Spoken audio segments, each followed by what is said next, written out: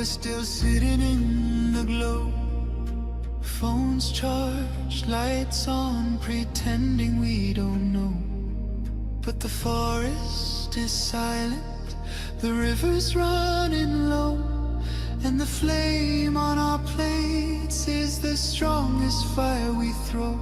Put out the fire, put out the fire. Echoes and rise, this is your hour. 7 boundaries broken, the earth pushed past the line. Climate, land, species, fresh water, chemicals, nutrients, oceans in decline. Not danger, disaster in real time. Put out the fire, ooh, put out the fire. Metaphorians rise, this is your power. And here in India, one truth stands the same. Milk is not just milk, dairy feeds the flame. Cows and methane, fields and forests turn to grain. Politics, culture, carbon, all wired to the same chain. Every cup of curd is heat in the air, every block of butter is a forest repair. It's not a small habit, it's a planetary affair. Put out the fire, put out the fire. Echoes and rise, this is our hour. Energy fixes half the hurt, Dr. Rao made that clear. But food fixes the other half, the half that's burning here. Change the plate, change the land, change the future's atmosphere. Put out the fire, put out the fire. Metaphorians unite, this is your choir. Every millet, every fruit, every sapseed, every bean is water on the wildfire of a world we've never seen.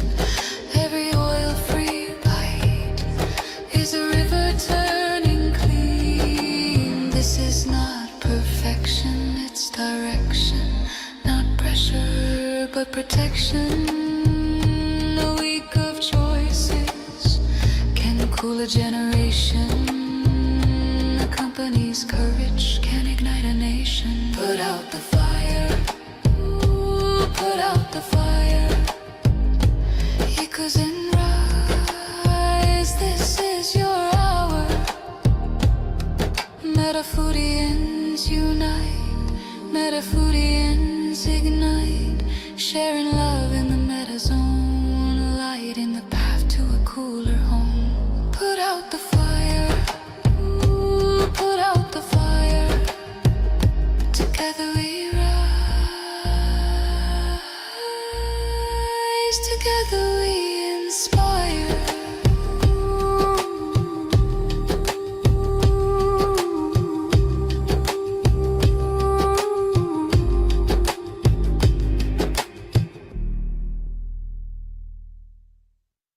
Welcome to the Planet B podcast, where truth, transformation, and faith converge.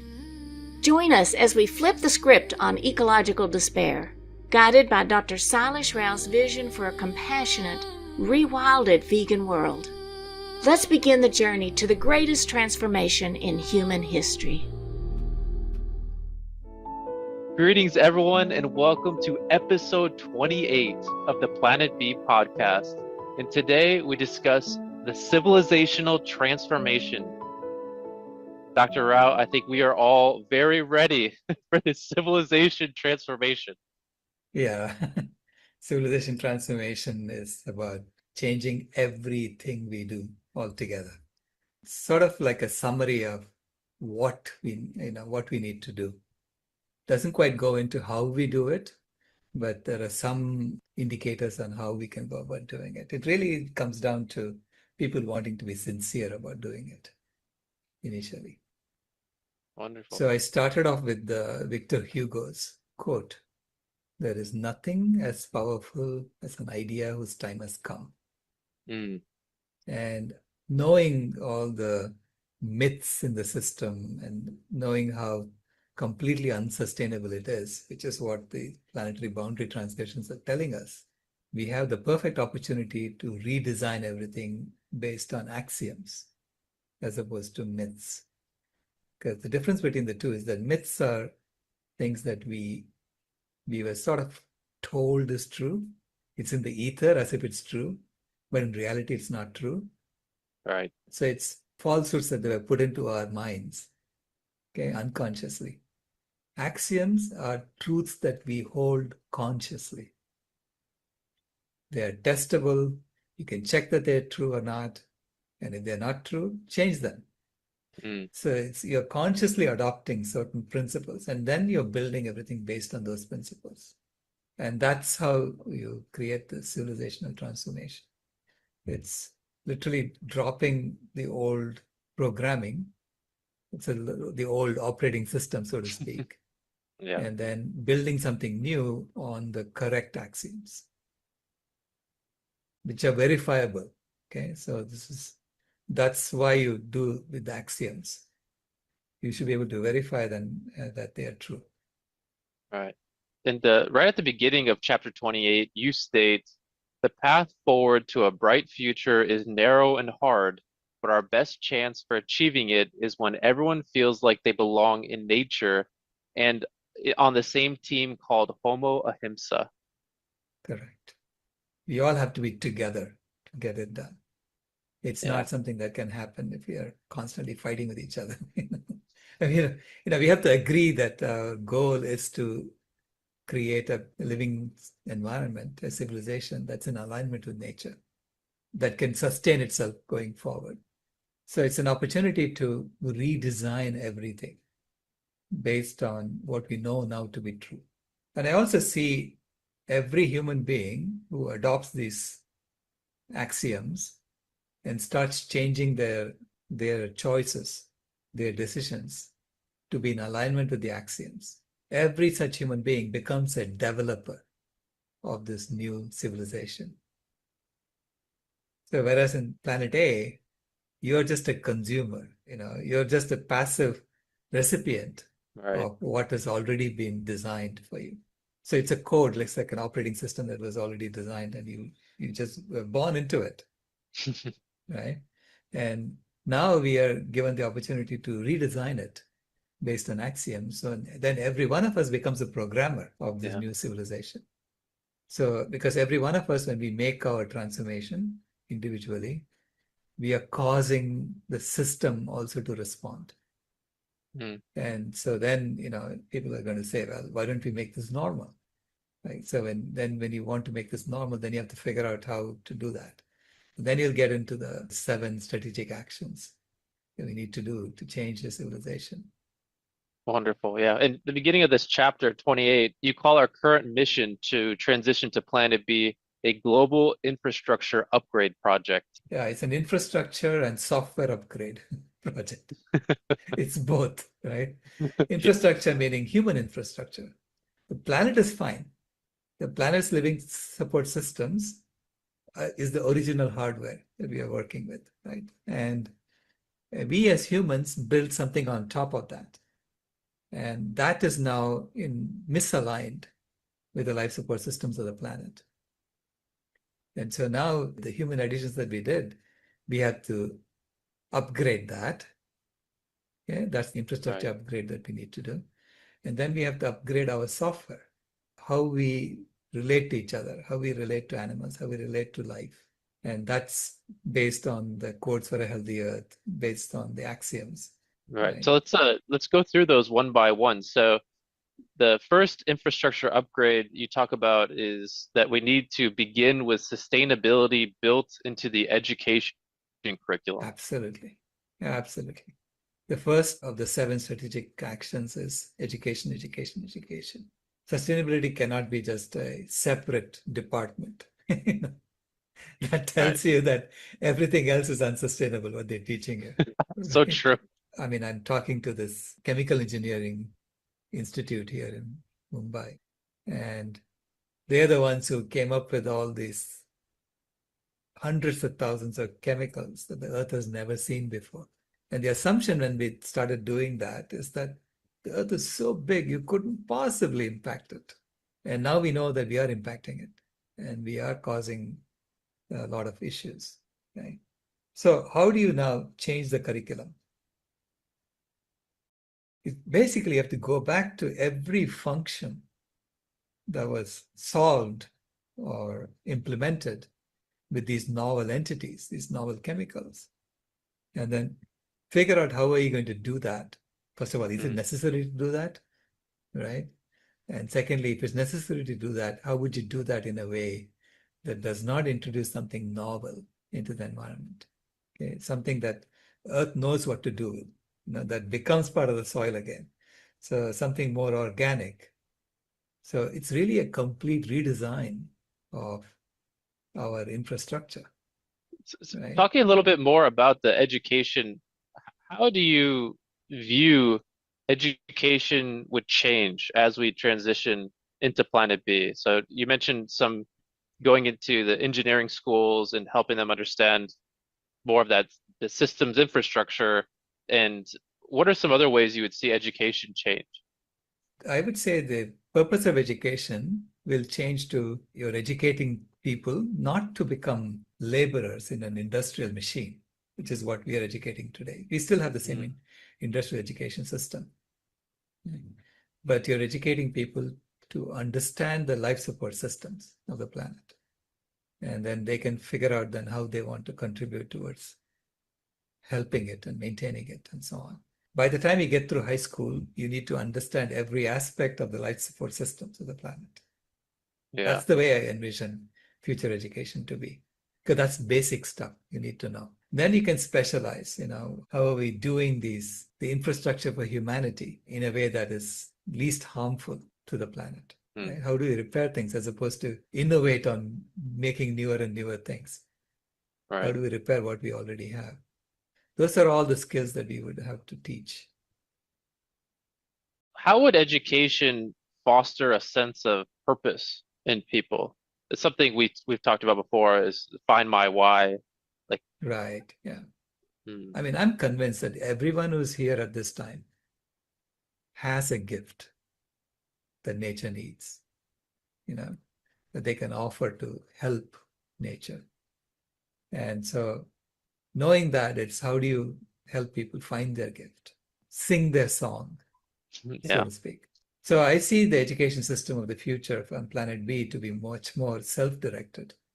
So kids figure out what they want to do, as opposed to sending them to this exact same, assembly line, Right.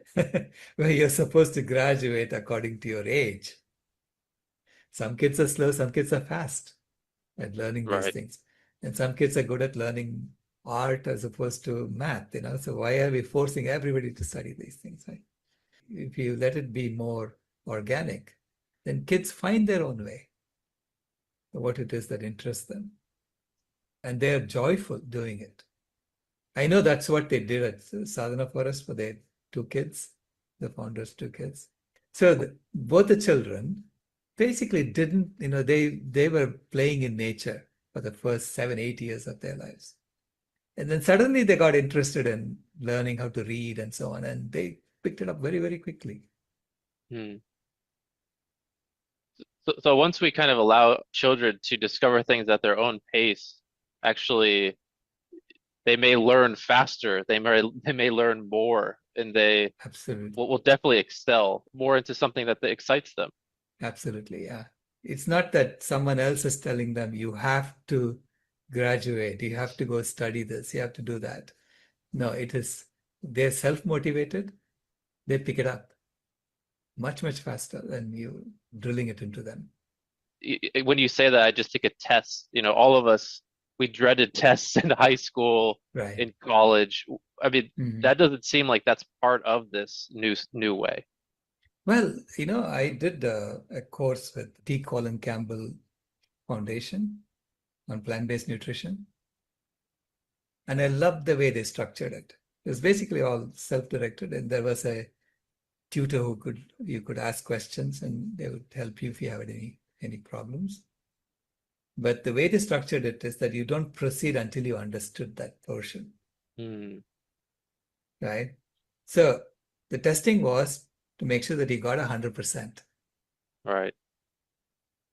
So if you answered a question wrong, they would say, here, go learn this section again and come back. And then, take another test until you got 100%, which means everybody passed only when they knew. That's wonderful. Then there is the only pressure is you figure out how you're going to understand the subject, right? That's it. Yeah. Yeah. So there's no comparison between people anymore. Everybody who went through it got 100%. That makes total sense. Yeah. Yeah. So, and I love that kind of pedagogy. That's wonderful. So that goes into we discussed kind of the first strategic action with education. Now the second strategic action is the self-transformation. Right. All these actions go together. It's like the 7 dimensions of the transformation, right? Yeah. So the second one is you have to basically heal yourself. You have to put on your own oxygen mask first before you help others. And as a species, we have to heal our species before we heal the earth. You help people put on their own oxygen mask before you go help others, right? Help other animals and so on. So this is why self-transformation is so important. And this is why I urge the vegan community to eat healthy, to exercise, to do all the self-transformation that we talked about earlier, and become, convinced that you're part of this Planet B movement, that you are now going to become the thermostat species of the planet. So you have a purpose in life. Become vitally engaged guardians of animals and nature. So that self-transformation, that's the foundation on which all the others rest. Right. And we talked about this a little bit throughout this podcast series, but when people are eating that healthy food, they're exercising, they're feeling good, it's like a magnet that people who maybe aren't vegan yet, they're so interested in this way of life, and it brings people in just by the vibration that they're giving off. Correct. Yeah. The aura that surrounds you when you do things right. Because healthy always, people can tell that you're healthy. Yeah. Right? It's so true. Yeah. Yeah, wonderful. So the third strategic action is the goals transformation. Yeah. Because the system is defined by what are its goals. If the goal is to make money, in the old model, grow the economy, you're going to get what we're getting today. So the system, no matter what you do, will figure out how to get that same goal. So all changes within the old model will remain surface level changes. It will never address the root causes until you change the goal. The goals instantiate what kind of actions are going to be taken within that system. So it's very important to have valid goals. So in the new book that I'm writing now, I'm expanding on the paper that we talked about goal validity tests. How do you test whether a goal is valid or not? It needs to be aligned with the axioms, first and foremost, right? Right. So there has to be so we have an ethical test, a coherence test, a measurability test, and so on. So this way you have a formal way of verifying whether a goal is valid or not. And I show in using that goal number 8 is invalid. Economic growth is invalid. Right. Whereas goal number 18 is absolutely valid. Yeah. Okay. It's a formal way of showing how do you transform systems. Starting with axioms. So it's an axiomatic approach. I loved when I was a kid, I loved Euclidean geometry.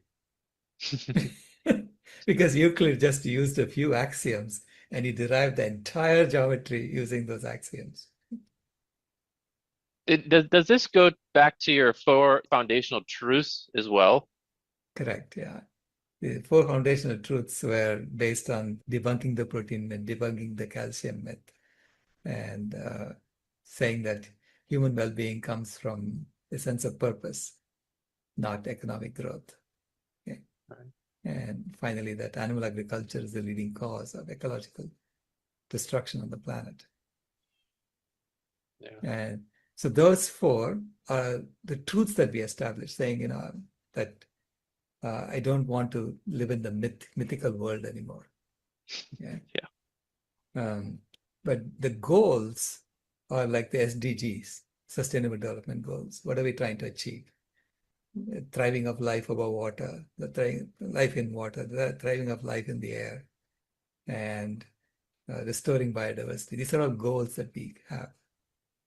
But anytime you articulate a goal, you have to check, is that goal valid? Because if it's an impossible goal, let's say economic growth, it's an impossible goal because you are living on a finite planet. You cannot have infinite economic growth on a finite planet.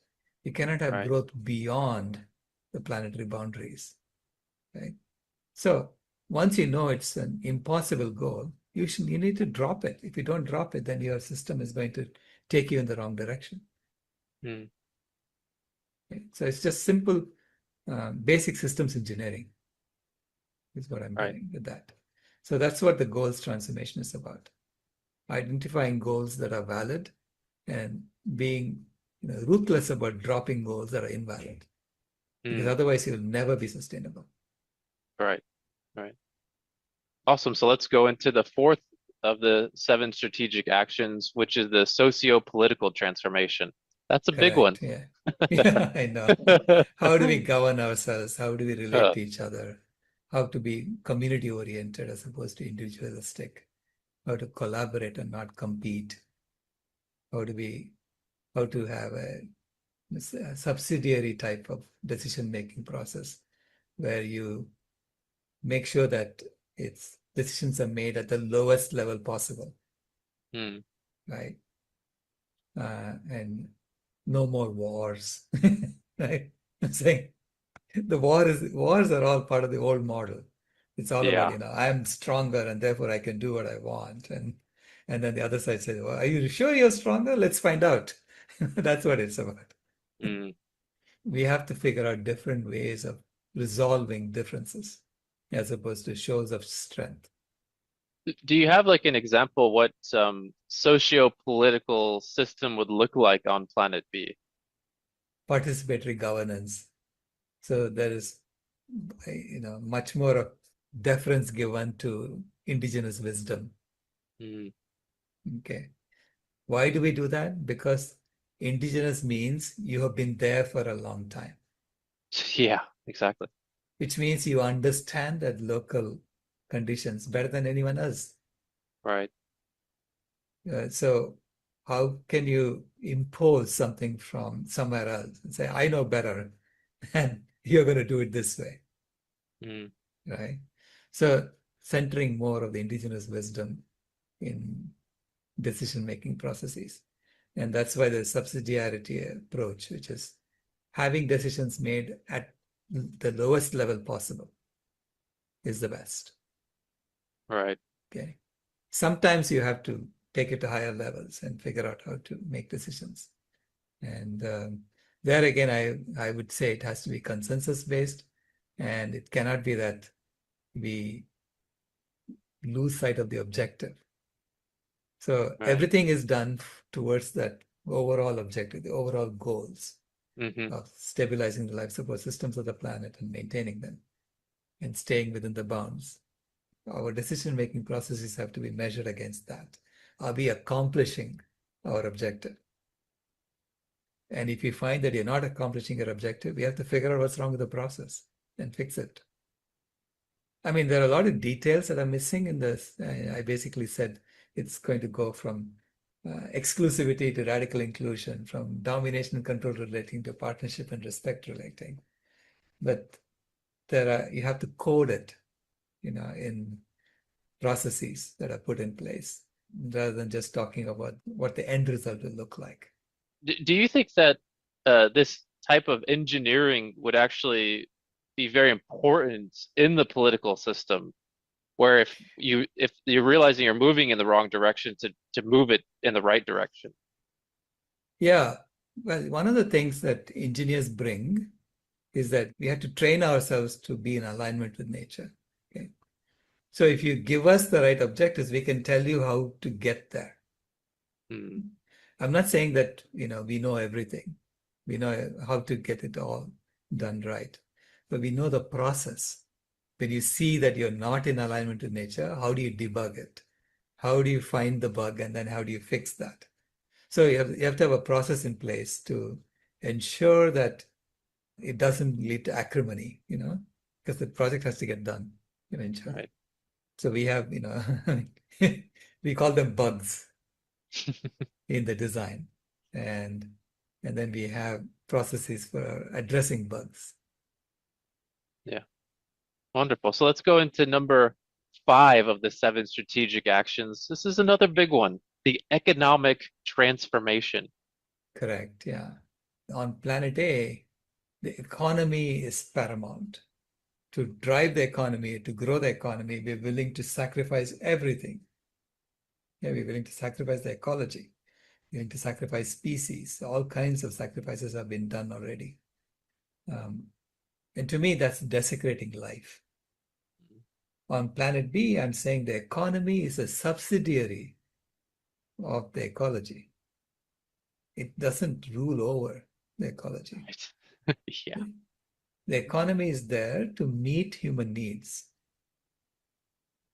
not to stoke human desires and meet and basically manufacture the wants, turn the wants into manufactured needs, and then meet them, Yeah. which is how you keep growing something, right? So instead, it has to be the economy is there to meet the needs. If that involves having to, innovate, we'll figure this out. You have to go innovate. Okay.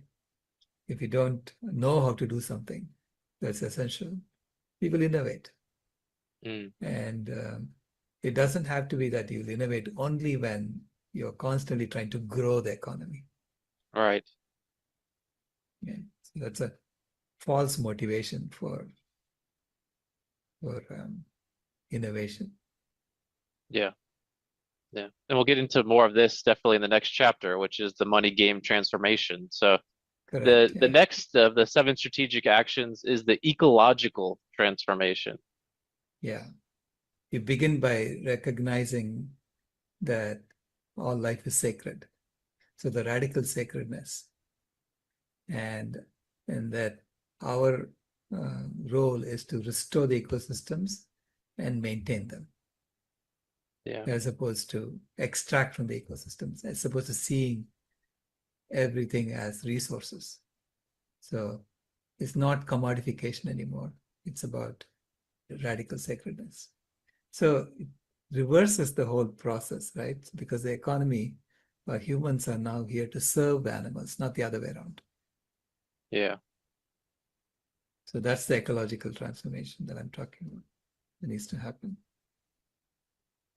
A big part of Climate Healers is this rewilding initiative. So that would be a big aspect probably of this ecological transformation, is becoming the thermostat species as we are intended to be, and then helping bring back nature through these rewilding efforts. Right. Yeah. It's rewilding on the outside. And then the next step I talk about, number 7, is rewilding your insides. Mm. That's the spiritual transformation, Yeah. is to return home to who we really are. It's like we are rounding the bases, right? If you use a baseball metaphor, we're Yeah. rounding the bases. When you go vegan, you've only gotten to first base. So don't think you've gone home yet.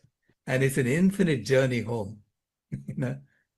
Mm. So getting to second base, third base, fourth base, it gets slower and slower as you're running towards home, It's true. right? Yeah. But everyone is on this journey of rounding the bases, and we have to basically help people if they fall, help them get up and continue the race, because Every one of us is on this now.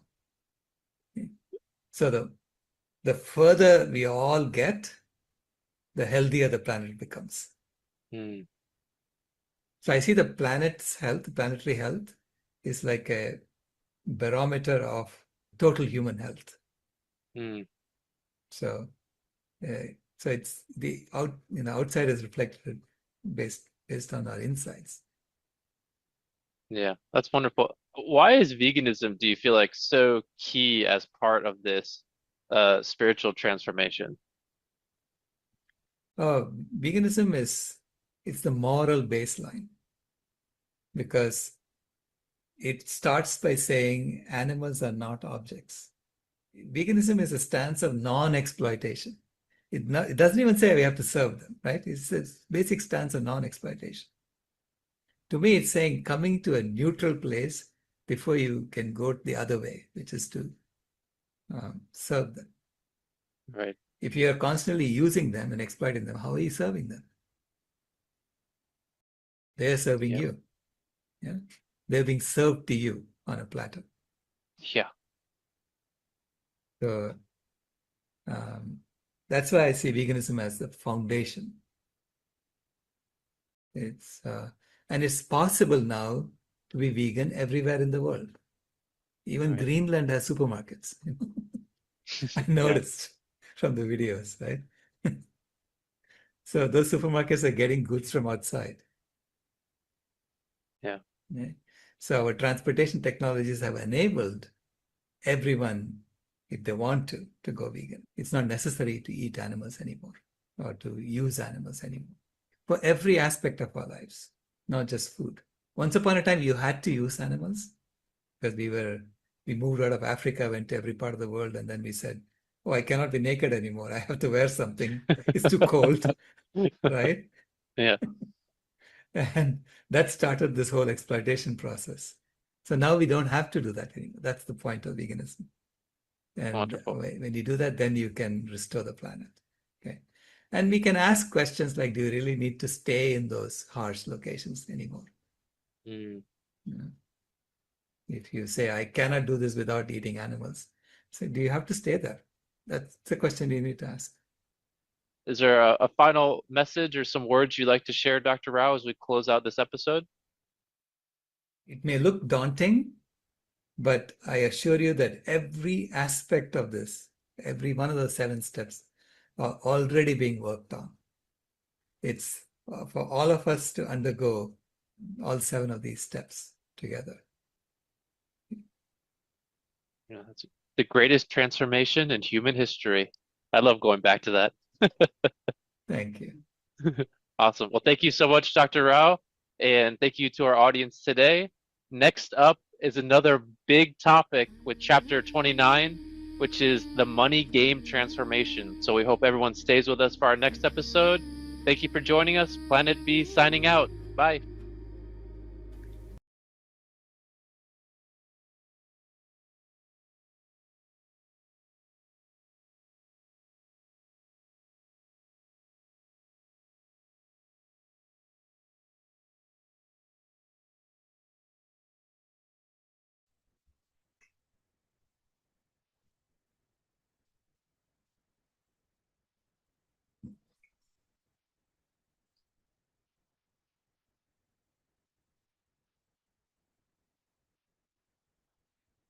That's a lot to cover in 30 minutes.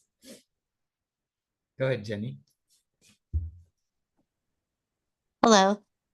So I was hoping that you could maybe comment on the certification class that was on the screen.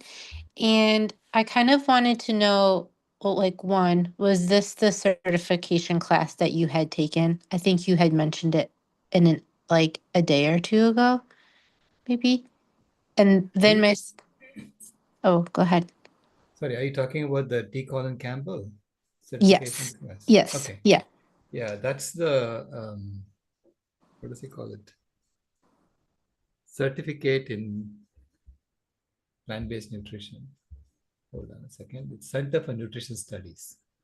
Mm. Um, I can find I the link and put it for you. Yeah. I kind of wanted to know, like, if you had taken it or if anyone else had taken it. Like, I wanted to know if one of the chapters would be like, hey, here are all these plant-based foods. Like, maybe like a chart that was like, if you have like if you have a tomato, then you could boost the nutrition if you ate it with name three other pieces of food. Kind of like Mhm. something that was like you could I could then not like a recipe per se, but like mix and match that says like, hey, if you have broccoli, it would be best for you to eat it with like, and then name other things. I don't know if Mhm. something like that exists, but I was just kind of curious, like about the course, and then if you think that would be talked about in the course. I don't recall it being like that. It was Okay. more about uh, why plant-based nutrition is best. So I Oh, put the okay. link in the chat, Oh, and okay. and it goes through why what they found out about animal-based nutrition. And when you eat Ah, animal foods, what okay. happens to you? Yeah, what Oh, happens got to you? it. Yeah. Okay. So, and it's quite extensive, the kind of research that he has done. So Mm. it's kind of, you cannot argue against it. It's it's amazing. Uh, but it's something like what you are talking about. I mean, I'm sure we can create an AI bot for that. Oh, yeah, So I see. Yeah, because I was wondering if it was more of like yeah, I guess I'm thinking in my mind it's more of like an execution tool, like, versus like trying to convince you. It's more of like, okay, now how do I like do this in the right, kitchen? right, Yeah. right. Yeah. Yeah. Okay. I was just curious. Thank you. Yeah, I know my niece was working on some app that would also tell you, given what you have in your fridge, what can you make with it? Yeah. Yeah. So it knows what you have in your fridge and what you have in your closet, and it says, okay, you can make this dish. Yeah. Yeah. Right. Right. Right. Yeah, Yeah. Oh, yeah. Yeah. I'm sure it could. Yeah. Yeah. Really good idea. Okay. Thank it you. it can make up recipes also because it Yeah. knows Right. Right. you can substitute one for the other, and Yeah. it knows how to do all that. Mm. BJ.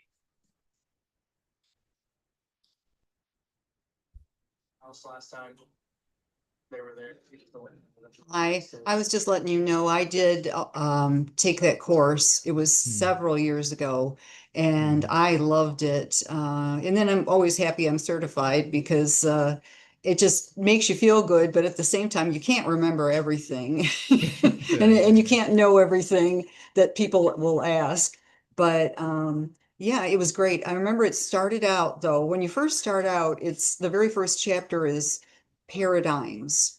Hmm. And that was very philosophical. And I was like, oh, I don't know about this. That just wasn't my cup of tea. But then it just for me, it got better and better and better. And they had lots of different speakers. And it was remarkable to see T. Colin Campbell himself talking, because he's up there in years, and yet he's lecturing and Yeah. doing all these things, and that's another tribute to the health of it. I will say that you probably still can get the course for free if you can't afford the tuition for it. They have ways that you can get it for free, and I also think that it would be harder for people that have not been vegan for a while, because it was challenging to get through, with 100%. I had to explain myself a couple of times. Right. And I Right. thought if somebody had never had any background in it, it would be a very challenging course. But Right. yeah, totally worth taking. Yes. Absolutely. Yeah. Thank you. Mhm. I mean, I love the paradigm setting, he starts off with paradigms because for me, it's like engineering. Yeah. Danny.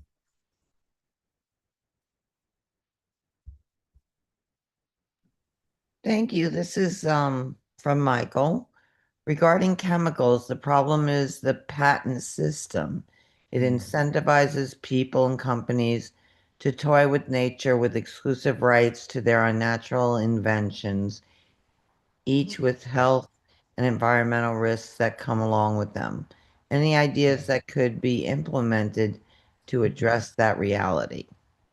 Yeah, well, one way in the current system, if you want to do it in the current system, is to say, if you patent something, you're also liable for all the all the harm that happens. Not only are you know, I mean, right now you only get the rewards for what you invented, but you don't get the harm, right? You don't get to, you're not responsible for the harm. So if you say that, then people are going to be very careful with what they patent.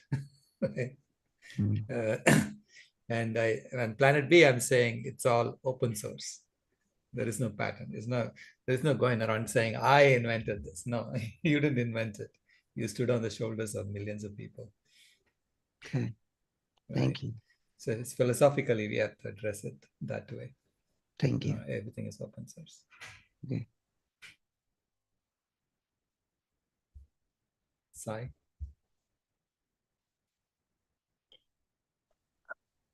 Hi, Dr. Rao.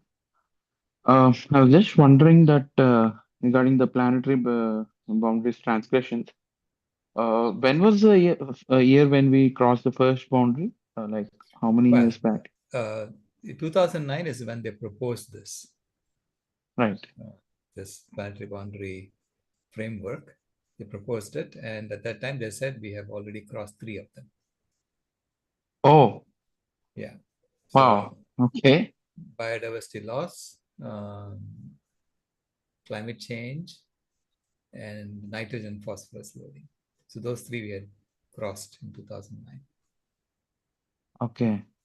Now, some of the others they hadn't figured out how to check. So they're working on the process for how do you check if you crossed them or not. And then by 2015, they said we have crossed 4 of them. I think the 4th was land use change. And by 2023, they said we have crossed 6 of them. And the next 2 that came along was freshwater change and chemical pollution, novel entities. So novel entities, they had it as a gray box, until then, meaning they didn't know. They didn't know whether we have crossed or not in 2009 and 2015. It may have been already crossed by then. But it was officially declared as transgressed in 2023 for the first time. And then in 2025, they said that we've crossed the 7th one, which is ocean acidification. Right. And then they estimated that both novel entities and biosphere integrity are in the purple zone. So they introduced a new color saying it is at high risk of destabilizing the life support systems of the planet. So that was announced only last year. I'm just my question was like when we know from last 17 years that we crossed 3 planetary boundaries, what happened all these years? Why didn't anyone take note of this? Like whether the media or the government or any other organizations, what really happened? That's one question. And I'm also, as you said that, I'm wondering like a layman. I mean, a person who doesn't care in general. I'm saying like they might say, "Oh, we crossed the 3 boundaries in 2009, and it's been 17 years, nothing happened. So what's the big deal?" I mean, a Right. layman could say this, right? Who doesn't know anything. So how would you Right. address that? Yeah, it's like saying, hey, my doctor diagnosed me with diabetes and heart disease and cancer, last year, and I'm still alive. So what's the problem? And you're not taking any medication for it. You're not going to the hospital. You're not going to the doctor anymore. It's like you're not doing Yeah, anything about it, right? Would you do yeah. that to your body? Then how would you do that to the planet? Right. And you can say, I'm still alive. So, I should be fine. No, you don't know when you're going to Mm, die, right? Especially when they say right. that 2 of them are at high risk. That's like saying, I am shocked that you're still alive. A doctor coming and telling you, Oh you're, yeah. your heart disease is so bad and your cancer is so bad that I am shocked that you're still alive. Which, by the way, what they told my mom, when they examined her, they diagnosed her with a heart disease. The doctor said, I'm shocked that you're still alive. So my No, mom in knew fact, at that point, yeah. sorry to interrupt. In fact, more than shocked, I would say, like you briefly touched upon this in one of the previous conversations. Like you feel grateful. You mentioned that you every day when you wake up with so many things happening, you feel grateful to be alive, to be able to breathe. So I think we should be grateful that after crossing so many boundaries, that the planet is still alive. Right. Yeah. But that doesn't mean we can keep, we can Of be course. sanguine about it, right? So this is why I say we have to we have to get on with it as quickly as possible, bringing Yeah. them back But into the greens. Yeah. what happened all these 17 years? I was just trying to understand, like with respect to planetary boundaries, why didn't Mm. did it even impact anything? Did it even cause any transformation in at a whole? Well, they formed the Eat Lancet Commission, to look at, because they knew the other planetary boundary transgressions. It's obvious it's because of animal agriculture. You cannot hide it, right? So they formed the Yeah. Eat Lancet Commission to propose recommendations, and they came up with the Eat Lancet diet initially that got a lot of pushback. I think that was in 2021. It got a lot of Mhm. pushback from the industry. So now they came up with the planetary health diet. They call it PhD. Is And it vegan? yeah, well, no, Oh they're my God. they're asking for a 50% reduction in animal foods. Mhm. Now, the industry doesn't mind if you ask for a 50%, 75%, 80% reduction. They don't care about that, because you are still uh, maintaining the myth that you need to eat that, Mhm. okay, for your well-being. So if you're maintaining that myth, people will continue eating it. Okay, I But it mean, a few hampers their people. growth, right? It If you say won't. 50% reduction. No, it won't, because there are a lot of people who are saying, "Oh my God, it's necessary to eat. I need some too." Yeah, you can cut down yours, but I haven't even started eating, so give me some. So the Mm. overall, it keeps growing. Okay, that's what the industry wants. That's all they care about. Just keep growing. And so to me, it's just a smoke screen for doing something. They're not really doing anything. So I asked the authors of the planetary health diet, how did you Mhm. come up with this number, 50%? Because Mm. I'm an engineer, systems engineer. I'm looking at the system and I'm saying, I don't know if it's already gone beyond the point of no return. So I would do 100% right away to check, you know. I mean, as much as possible, you have to do it right away. So you have to talk about complete system transformation. And they responded, I mean, their response was, they in their models, when they reduced it by 50%, the planetary boundary transgression stabilized in their models. Now, what does it mean to stabilize? You're maintaining it at a high rate of disrepair. You know, you need to bring it back, not just stabilize. Yeah. It's like Oh, saying I have a computer model for your cancer, and in my model, when you cut it by 50%, your meat consumption, your cancer stopped growing in my model. Now, will it really stop growing in your body? Who knows? oh, this is like mind-boggling to me. Like, so all these years, like when you say like the analogy, like the planet has a fever and we have to reverse, we have to reduce the fever. But with the planetary boundaries also, they are doing the same thing. They're saying like can stabilize planetary boundaries. You don't Yeah. have to get back in the limits. Yeah. This is It's crazy, insane, right? actually. Yeah, It's it's insane. insane. Yeah. Yeah. So anyway, that's where they are. They're all, because they're funded by the Rockefeller Foundation. These are all big money people who are funding How these can they things. even publish this? I mean, who was sitting on the top and reviewing such paper? I mean, Hmm. how can they get away with publishing it? And how? I mean, the person who reviewed it is insane. I must say, like whoever reviewed this paper is. I mean, how can they get away with all these things?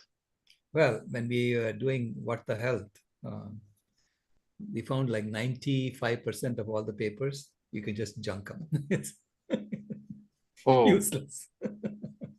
Yeah, wow. that's how bad it Oh, is, right? In the nutrition and health area. See, as engineers, you and I are engineers.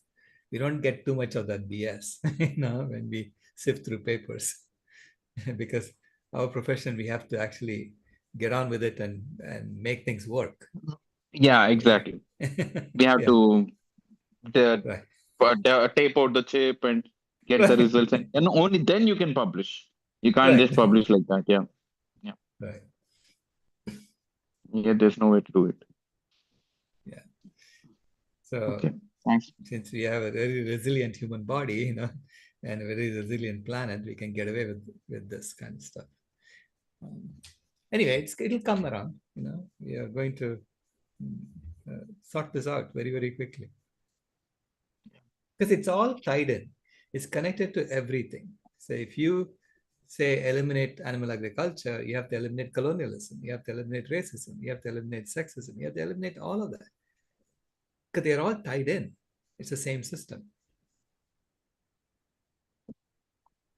Okay, I was going to ask actually recently, like you have a deadline for the vegan transformation, like 2026. Hmm. But then what is the deadline for the economic transformation for all these other things you said, colonialism and all the other stuff? Yeah. We have to put a deadline for that also, right? So otherwise it would feel so overwhelming to for all the transformations to happen in a year, right? Clearly. So I was It's like thinking, turning over something. Okay. So you're saying, okay, you have to turn over we have to turn over the arm, you have to turn over the leg, you have to turn over everything. It's right. You're turning over um, someone from lying on his stomach to lying on his back. Right. So you have to turn over everything, and it's really reversing everything. It's reversing everything. And yeah, so as you do this is why I'm pointing out that it's a process that every one of us, as we implement Planet B protocols in our lives, okay, we are becoming developers of Planet B. Okay? And mm, and over time, we will be creating this new operating system collaboratively. no, that's very thought-provoking. I hope your Planet B handbook Yeah, yeah, goes it deep has into all all that. this Yeah, it goes into all that. practical approach. Yeah, Right. Yeah. Right. that's what I'm hoping. Yeah. Yeah. Yeah. It's got a lot of stuff in it. So we'll see. Yeah. Okay. Thank you, Lord. Thanks, Lord. But Yeah, well, while you were talking, what I just kept picturing in my head was if I mean, they're going to keep trying to plug the meat, as long as they possibly can. But when we finally um, get so many people on board with eating vegan, I feel like I can see them all just making switches and wanting people to invest in vegan type things, and they still they would want to keep their old system. And I kept thinking, they'd be buying up farmlands in order to plant stuff for us, and then they'd be figuring out monetary things for rewilding, but that would be their ideas so that they can get richer, because that's the system we're in right now. And so I was just thinking, well, I'm sure you've got a way to prevent that, and it has to do with our spirituality and enough of us wanting a change. And I can actually see it on social media, the young people coming up and a lot of other people that are just so sick of capitalism right. and all of this. But whether we ever can, because it's like taking power without taking power, because it's like Yeah. hopefully we can do that. And I'm sure you've thought it all out. I'm thinking these things for the first time, but yeah, so maybe your guidebook will help us with that. You can Yeah. let me know. It's not possible to create a vegan capitalism. Ah. There's no such thing, right? Because veganism is a stance of non-exploitation. Okay. Okay. So non-exploitation of animals for any purpose whatsoever. Okay, that's Mhm. what veganism stands for. Right. But you and I are also animals. So we are all animals. Yeah. So You can't exploit us then. you can't Ah, I exploit us. see. So Yeah. capitalism falls apart right away, right? Okay. If you do Okay. that. And so this is why they are fighting it tooth and nail, Okay. fighting Mm. veganism tooth and nail, right? Yeah, Right. Yeah. Yeah. That makes sense. right. And you Okay. notice that, as the craziness about, um, you know, borders and immigration, all this craziness that's happening in America about borders, immigration. Simultaneously, there's craziness about the diet pyramid, Mm. the inverted Mhm. diet pyramid, and craziness about whole milk in schools. And Yes. you Oh, see, they're all connected. yeah. They They're all are. They connected. are. Okay. Uh-huh. In fact, by pushing whole milk, they've admitted that milk, dairy is the key, is the Mm-hmm. foundation. Okay. So Okay. they're trying to push whole milk into schools now. Hmm. So, Interesting. so they Okay. confirmed my analysis. I said, thank you Yeah. very much. Now I know. You know, Uh-huh. Uh-huh. so Okay. so we are on the right path. We are Okay, pushing. good. So onward to the breach, I say, like Henry V in Shakespeare. Yeah, that's Yeah. right. Okay, thanks.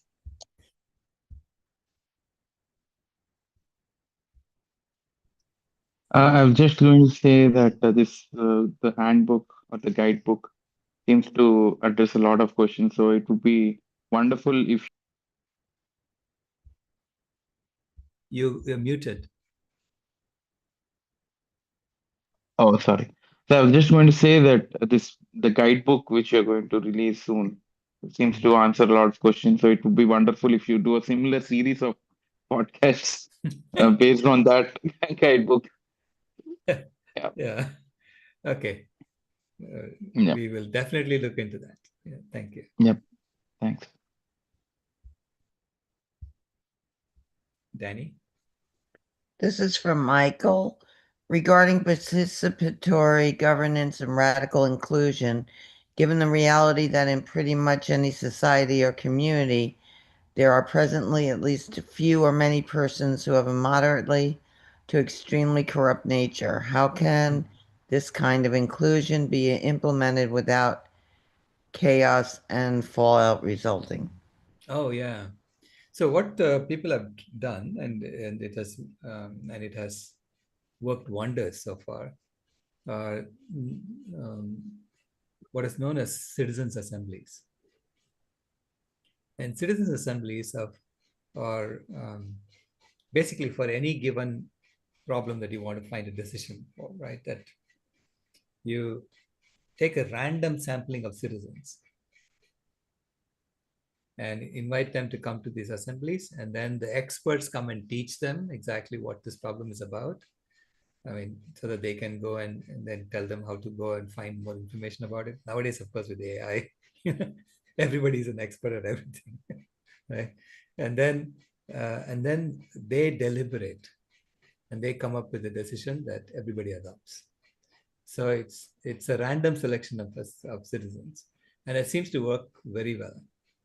In fact, Ireland addressed the abortion question that way, and so the citizen assemblies did the um, analysis, and then they recommended a referendum, and these questions on the referendum, and I think Ireland passed it by a supermajority, and so now it's the first Catholic majority country to have abortion or something like that. Anyway, I mean, so this is how participatory governance works. It's not your representative who is going to, who knows everything about you, who's going to do everything for you. It's not a professional representative. It's each one of us participate in the process. So that's what I would recommend. Joji? Yeah, so I have two questions. The first one, I don't know if it's fair to ask you, but it's in the book, so I got to ask. It's the McDougall's favorite one-liners. Number Mm. 8 says taking vitamin supplements will increase cancer, heart disease, and death. So does that apply to B12 as well? Do you know if it's I think he wrote that when uh, in the 70s. No, I don't know when he wrote that. I oh, don't know if it okay. applies to B12. Yeah, yeah, okay. Okay. Yeah. It's a general Uh, statement he makes. okay.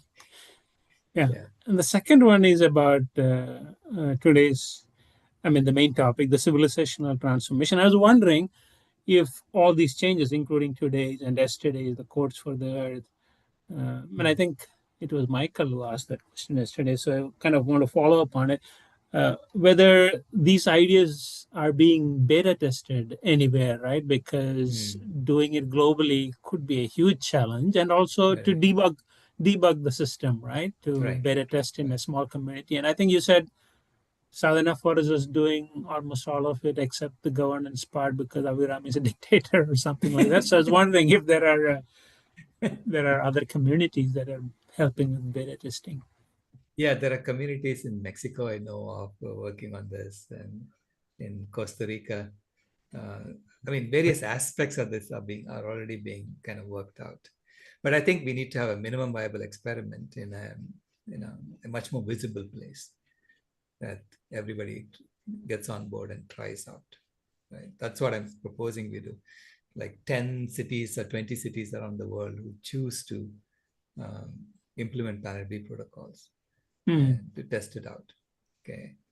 And so this way, people can watch all 20 experiments that are going on.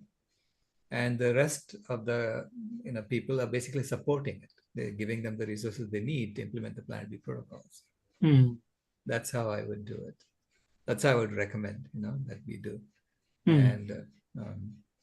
And then we figure out, a process for doing bug fixes. Something Yeah. doesn't work, you say, okay, how do you fix that? So it's because it's a conscious implementation. Hmm. Right? It's not that we have to just go along with whatever is said. Right. Right. Yeah. And maybe the beta testing that's currently happening, sort of not so visibly, could be a motivation and inspiration for people to actually try it. Right. The Right, cities to try it. right. Yeah, I'm hoping Canada, some cities would join in. Canada, India. We really need to, like, maybe the city in India that's gone vegetarian could try the Planet B protocols. Go Right. all the Right. way. Yeah. Yeah. Yeah. And Yeah. some European countries may be open to it too. Yeah. Correct. Yeah. And as So usual, America and the Vatican would probably sit out. they'll try to sit out. But there is America to me, Americans to me are pioneers, they're go-getters. Eventually, ultimately, America will lead. Okay. So it's not that right now Hmm. it's being held back. Yeah. And then, this attempt to purge America of this and that and try to make it a, pure nation or whatever is Hmm. failing. Eh? It's Hmm. failing. Why? Because of the people. So I'm proud of the people of Hmm. America. I really love the people of America. Okay. Thank you. BJ.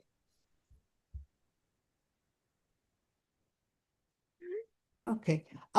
Yeah, that was really interesting right there, that whole part. But I just wanted to say something about Dr. McDougall and vitamins. I think part of it was people taking multis, and a lot of these have animal ingredients and things like fish oil that they're finding it wasn't doing any good, and all of that, because he does recommend, for instance, to lower cholesterol if you're having a hard time. He'll recommend dry vitamin E, but it's dry, like, and so it's not with oils, and also vitamin C. And it's something like that, when when he'll just shoot off, don't be taking those vitamins. It's probably certain specific ones, or too much copper, or too much iron, or that kind of thing.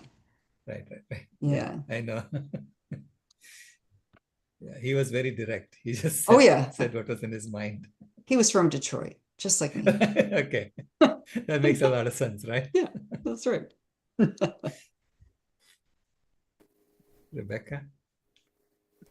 Hello. I know we're supposed to be ending very soon, but I can stay a little bit longer if you can. Sure. Okay. I think while we're talking about uh, what you brought up about the connection between borders and animal ag, I think I get a feel for what the connection is. There's animal ag, there is exploitation in humans, there's exploitation in animals. But I think if that was outlined real clearly, where you could draw a little line, you know, this happens, because I'm thinking about how to explain that to people. I went today, anyway. Yeah. So the way I see it is, okay, animal agriculture is basically monoculturizing the planet. It's what is animal? It's saying, I don't care about biodiversity, take all their land and replace them with cows because we're making money of that land, right? So it's a monoculturization of the planet. So you don't value diversity, okay? You only value what you think is the best at making money, at your objective, whatever it is. So it's like A is superior to B, and therefore B can disappear because A is going to take over the whole world. Okay. Does that sound familiar to you?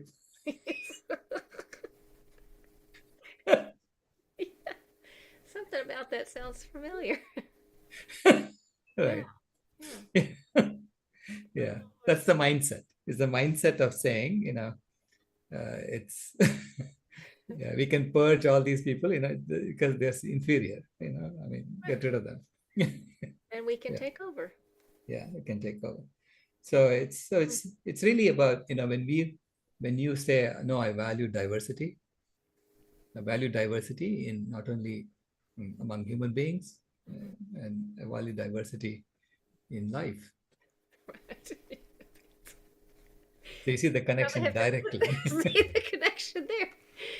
I do think that in regenerative ag, they are saying, okay, so we're going to have more kinds of plants instead of just a few. But really, they're still wiping out. How many would they save? They Animals. don't even know. Right. Yeah, wiping out the animals and also using more land to grow their favorite animals. And therefore, they're actually impacting the diversity of wild animals even more. Okay. Yeah, so there's definitely a connection. Thank you. Appreciate that. Sure. Okay. Danny? I think this will be our last question. That was just a follow-up by Michael about the communities in Mexico and Costa Rica. Have they been communicating or showing updates or have any reports back that you know of? Thank you. Yeah, they don't. I don't know. See, these kinds of communities, there's difficult to get documentation because they're busy solving their problems as opposed to documenting it. And so there's one. It's called Arena Tulum. I'm a member of their WhatsApp group, so I get all their updates. Is that Arena, ARENA? Mm-hmm. And Tulum, TULUM? Correct, yeah. Thank you. It's in Mexico. So I kind of know that, I know of what they're working on based on that. I haven't been there. Right. Okay. So thank you all. See you tomorrow again. Thank you very much. Have a great day. Have a good day. Bye.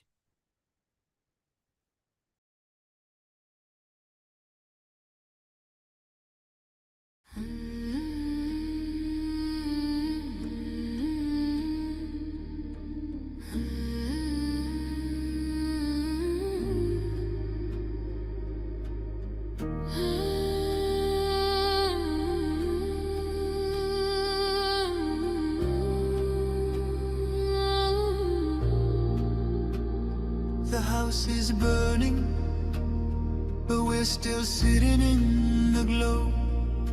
Phones charged, lights on, pretending we don't know.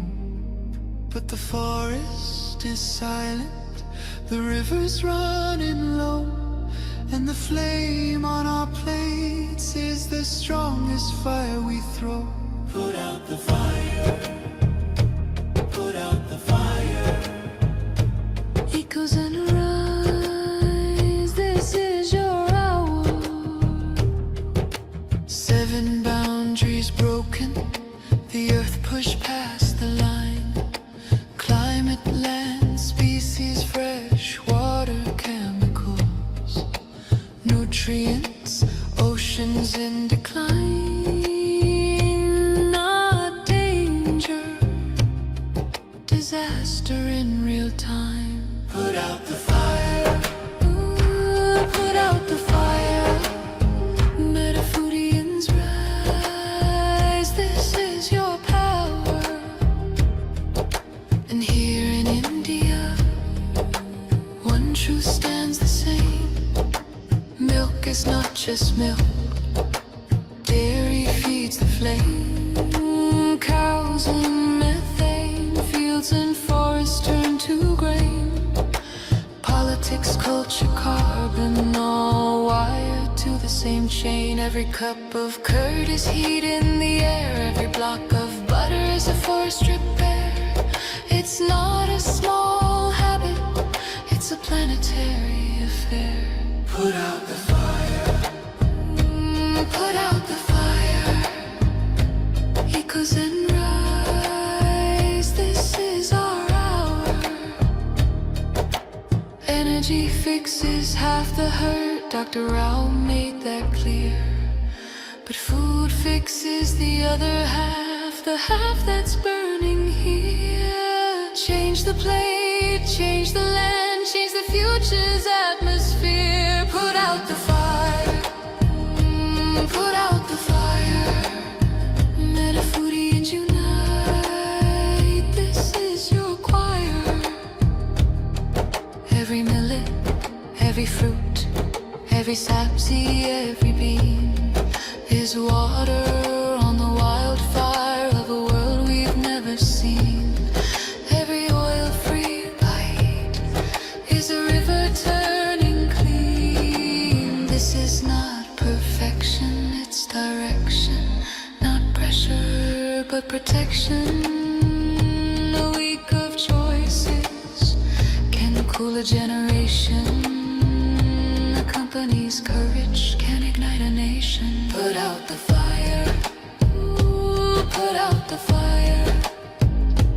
Echoes and rise, this is your hour.